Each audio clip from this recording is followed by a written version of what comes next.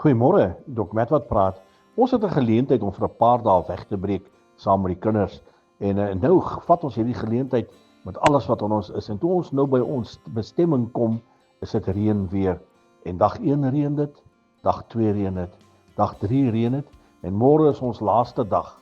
En nou sê die weervoorspelling, vir die volgende 3 dae gaan daar steeds reën wees. Dit gaan nie ophou reën nie. Maar nou op hierdie stadium is dit so dat almal nou al frustreerd is. Ons kan nie uitgaan nie. Ons kan nie ons voete buite sit nie, want dit reën en die wind waai en is ysig koud. Maar ons is gunsgenote van die koning en ons bid en ons vra die groot koning. Ons soek net een dag. Môre is ons laaste dag.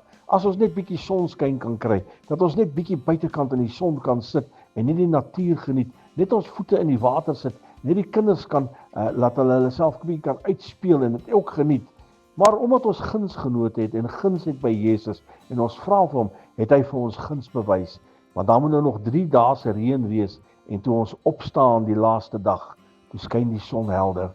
Guns. Toe word ons guns bewys van die koning en hy hoor ons gebed.